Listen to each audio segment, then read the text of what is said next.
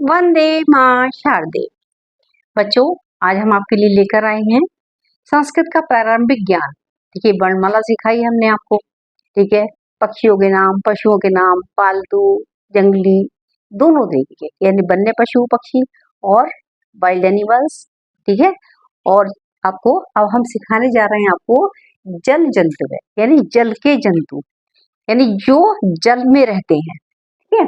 जल में रहने वाले देखिए बहुत सारे हैं, ऐसे कुछ ऐसे भी जो उभयचर हैं, वो दोनों में रहते हैं, जल में भी रहते हैं और पृथ्वी पर भी रहते हैं, यानी जलचर भी है और थलचर भी है, यानी उभयचर है, दोनों में रहते हैं। अब देखिए, जैसे मान लीजिए बत्तख है, ये आपके पानी में रहती है और वैसे जमीन पर भी रह सकती है। और दूसरा देखिए, अब आपका है कछुआ, यानी कच्छप है, ये आपका एक पानी में रहने वाला प्राणी भी है और पृथ्वी पर रहने वाला भी है। और दूसरा देखिए मंडूक है, यानी मेंढक, ये भी आपका जलचर थलचर दोनों है, यानी कि उभयचर प्राणी है। बक है, बगुला, ये भी आपका पानी में रहता है और आपको इसको थल यानी जमीन पर भी आप इसको चलते फिरते देख सकते हैं। मकरे, ठीक है, मगरमच्छ, इसका ये कि रहता पानी में ही ज्यादातर, बस आ जाता है थोड़ी देर खाना हजम करने के लिए, डाइजेस्ट करने के लिए, टहलने के लिए, जैसे आप लोग खाना खाकर हजम करते हैं तो वो इस तरीके से वो भी बाहर निकल के आ जाता है, ठीक है। सारस, इसको भी आप देख सकते हैं, जलचर थलचर दोनों में, ठीक है। लेकिन विशेष रूप से जो इनका मेन स्थान है रहने का, जो इनका निवास स्थान है, वो जल ही है, ठीक है। अब आप चलिए सीखिए सारे नाम। हंस है, पहला शब्द है हंस है। हंस संस्कृत में कहते हैं हंस है, और उसको मराल भी बोलते हैं, मराल। मराल या हंस एक ही चीज है। और हंसे को हिंदी क्या है, इसके पर पढ़ेंगे हम हंस, और इंग्लिश में स्वान। आगे बर्थ के बत्तख, ठीक है। बर्थ के माने बत्तख, ये क्या होता है, डक, इंग्लिश में बोलते हैं इसको डक। कुलीर है, कुलीर होता है केकड़ा, ये पानी में ही रहता है, केकड़ा यानी क्रैब, इंग्लिश में क्रैब, संस्कृत में कुलीर है, हिंदी में केकड़ा, इसमें क्रैब। कच्छप है, कच्छप है यानी कछुआ, और इसको इंग्लिश में बोलते हैं टोर्टॉइस। देखिए, कछुए खरगोश की कहानी आप सबने पढ़ी होगी, ठीक है। Slow and steady wins the race, पढ़ी होगी कहानी आपने, छोटे बच्चों ने पढ़ी होगी या ना नहीं पढ़ी हो, वैसे पढ़ी होगी जहां तक है, और नहीं पढ़ी हो तो कोई बात नहीं, आगे आने वाले समय में आप पढ़ेंगे। देखिए, कछुआ जो है वो रेस जीत जाता है। देखिए, इस समय आपकी छुट्टियां हैं गर्मियों की, तो अब जो आप भी रेस जीतेंगे, कैसे जीतेंगे, ये संस्कृत का ज्ञान करेंगे, आप धीरे धीरे पढ़ाई करेंगे और खूब मौज मस्ती करेंगे। सारे बच्चे गए होंगे नाना नानी के घर, दादा दादी के घर, या अन्य कहीं भी रिश्तेदारी में गए होंगे, अपनी मेहमान नवाजी में गए होंगे, तो सारे ये वहां पर भी आप इसको पढ़ सकते हैं, सीख सकते हैं। कच्छप है, कछुआ, टोर्टोइस। मत्स्य, मत्स्य माने मछली, मत्स्य संस्कृत में और हिंदी में फिश। ये तो कविता सब बच्चों ने पढ़ी हो, मछली जल की रानी है, जीवन उसका पानी है, हाथ लगाओगे डर जाएगी और बाहर निकालोगे मर जाएगी, ठीक है। सबको कविता ये वाली आती होगी मछली की, मत्स्य मछली, और इंग्लिश में फिश। हाँ, मछली के बारे में एक चीज और जानकारी आपको दे दें, मछलियां बहुत बड़ी बड़ी होती है, आपने छोटी छोटी देखी होंगी, एक्वेरियम में देखी होंगी, ठीक है, और पानी में भी देखी होंगी। लेकिन कुछ मछलियां इतनी बड़ी होती हैं, जैसे व्हेल है, शार्क है, कहते हैं कि इतनी बड़ी मछलियां होती है कि यह जो शिप होते हैं, पानी के जहाज होते हैं, उन सब तक को पलट सकती है, उनको भी हानि पहुंचा देती है, ठीक है। मछली के बारे में एक जानकारी हमने आपको दी, मत्स्य मछली फिश। मंडूक है, मंडूक है मीन्स मेंढक, मंडूक है संस्कृत में है और मेंढक हिंदी में, और इंग्लिश में फ्रॉग। बक है, बके कहते हैं बगुला, और इंग्लिश में हरन। देखिए, बगुले की कहानी क्या है, बगुले जैसा ध्यान, बगुले के बराबर ध्यान कोई नहीं लगा सकता, ऋषि मुनि भी शायद कम ध्यान लगा पाते हो, बगुला जितना अधिक ध्यान लगाने में, यानी कि बिल्कुल जैसे कहना चाहिए सबसे अधिक पारंगत होता है, बगुले की तरह ध्यान। जैसे विद्यार्थियों को कहा जाता है कि वो बगुले की तरह ध्यान लगा कर पढ़े, बाहर कुछ भी हो रहा है, ढोल ढमाके कुछ ही बज रहा है, लेकिन आपका ध्यान पढ़ाई में होना चाहिए। ऐसी बगुला जो है वो ध्यान लगाता है, काय के लिए ध्यान लगाता है, देखिए, पानी में एक पैर पे खड़ा होता है वो, और पैर एक पैर पे खड़ा होकर क्या करता है वो, मछली को ताकता है कि मछली आ जाए और मैं इसको खा लूं, और ध्यान ऐसे लगाएगा जैसे कि बड़ा बड़ा बहुत बड़ा सन्यासी है, कहते हैं ना बगुला भगत। तो इसी तरीके से ये शब्द है आपके लिए बके बगुला, और बगुला यानी कि हरन, इंग्लिश में हरन। मकरे, मकरे नकरे, मकरे मकरे माने मगरमच्छ और नकरे माने भी मगरमच्छ है, दोनों की में नकरे और मकर दोनों का मीनिंग एक ही है। हिंदी में है आपका मगरमच्छ और इंग्लिश में क्रोकोडाइल। सारस है, सारस है माने सारस, ये होता है क्रेन। चलिए आगे और सिखाने जा रहे हैं आपको, देखिए अब हम आपको सिखाने जा रहे हैं क्षुद्र जंतु। क्षुद्र माने छोटे जंतु, ठीक है। छोटे जंतु क्या होते हैं? कीट पतंग, ठीक है। जिन्हें हम हिंदी में कीट पकोड़े यानी कीड़े मकोड़े भी बोल देते हैं, कीट पतंग भी बोल देते हैं।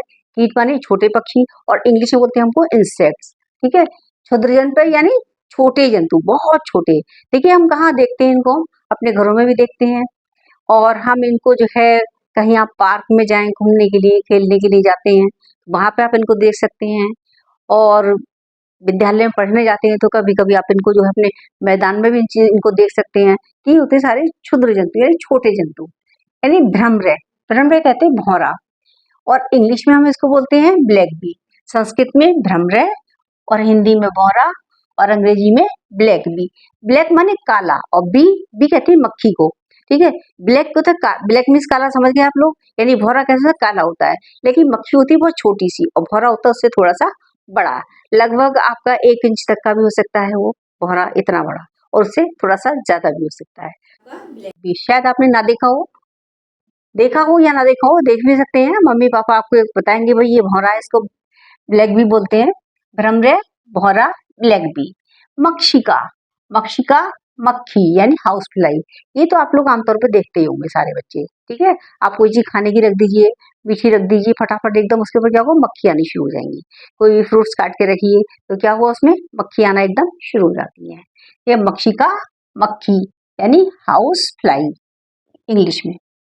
झिल्लिका, झिल्लिका कहते हैं झींगुर, ठीक है। और झींगुर कब आवाज करता है? ज्यादातर जैसे बरसात होती है तो झींगुर बोलना शुरू करता है, ठीक है। झंझन की आवाज करता है झींगुर। और इसमें आपका संस्कृत में होगा झिल्लिका, और हिंदी में होगा झींगुर, और इंग्लिश में होगा क्रिकेट। शतपदी, ठीक है। शतपदी यानी शत माने 100, पदी माने पैर वाले, 100 पैरों वाला। अब पैर किसी ने गिने तो वो नहीं होंगे, नहीं हो सकता वैज्ञानिक और गिल्ली हो उनके पैर, लेकिन इसको शतपदी बोला जाता है। कन खजूरा, और इसको इंग्लिश में कहते हैं मिलीपेडी, ठीक है। तो ये कन कन खजूरा होता है, और ये भी आपकी तरह रेंग कर चलता है। ये कैसे चलता है? रेंग कर, इस तरीके से रेंग, जैसे छपकली रेंग के चलती है, छपकली से भी ज्यादा देखिए टेढ़ा मेढ़ा रेंग करके चलता है, और के बहुत सारे पैर होते हैं, इसलिए इसको शतपदी कहा जाता है, ढेर सारे पैर होते हैं इसके। वृश्चिक है, अगला शब्द है आपका संस्कृत में वृश्चिक है। वृश्चिक है बिच्छू, स्कॉर्पियन, इंग्लिश में बोलेंगे इसको स्कॉर्पियन, बिच्छू। देखिए बिच्छू में क्या होता है? बिच्छू क्या करता है? काटता है, बोलिए कैसे? डंक मारता है। डंक कैसे मारता है? पूंछ में डंक होता है इसकी, बिच्छू की पूंछ में डंक होता है, और सांप के दांत में डंक होता है, ठीक है।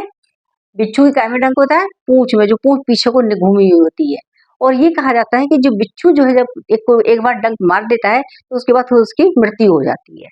तो वृश्चिक है बिच्छू, और इसको इंग्लिश में स्कॉर्पियन। लूता, लूता कहते हैं मकड़ी, स्पाइडर इंग्लिश में। देखिए मकड़ी आप सबने घरों में देखी होगी, ये क्या कहते हैं?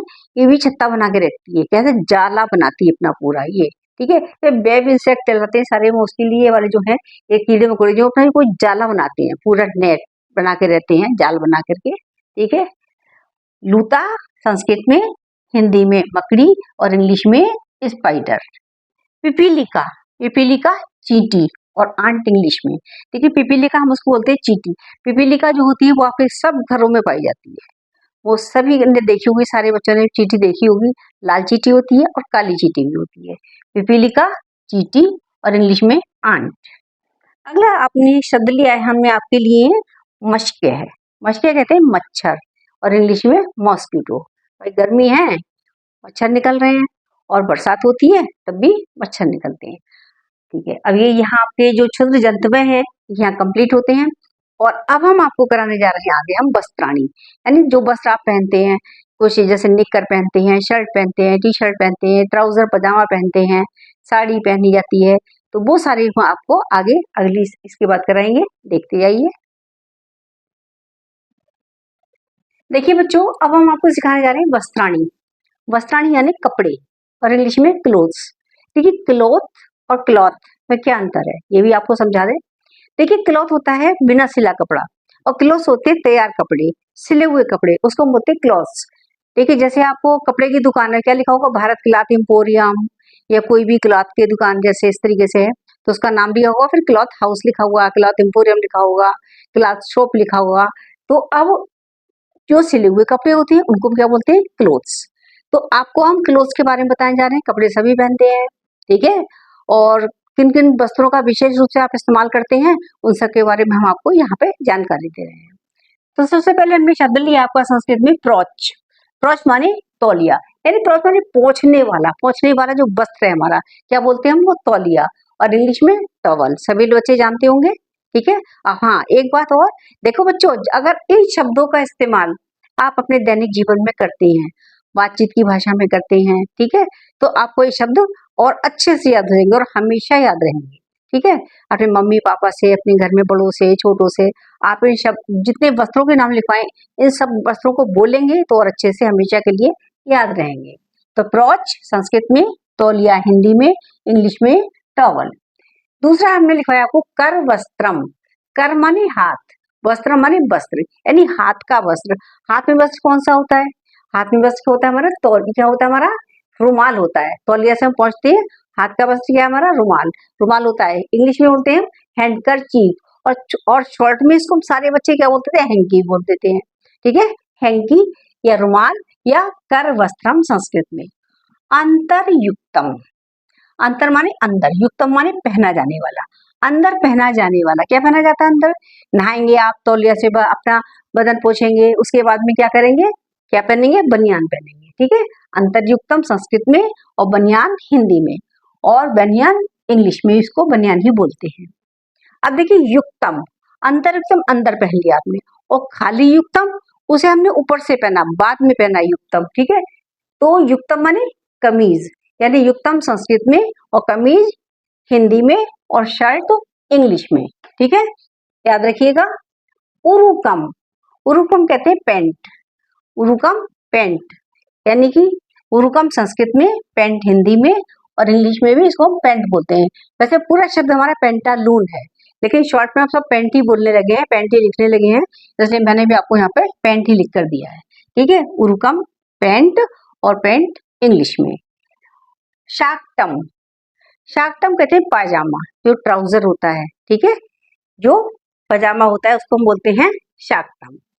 प्रवार्के, प्रवार्के कहते हैं कोट, ठीक है, और कोट की अंग्रेजी भी कोट ही है।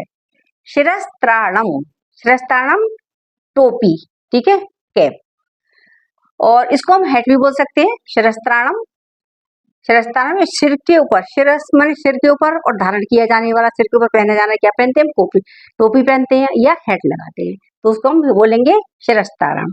शाटिका, शाटिका कहते हैं साड़ी, ठीक है, और इंग्लिश में भी इसको हम साड़ी ही बोलते हैं। चलिए, अब आज इतना ही सीखिए, अच्छे से पढ़िए, समझिए, वीडियो देखिए और ध्यानपूर्वक करिए, तो सब याद रहेगा आपको, अच्छे से याद करिए। और कल के लिए नया कुछ लेके आएंगे, तब तक के लिए नमस्कार, धन्यवाद।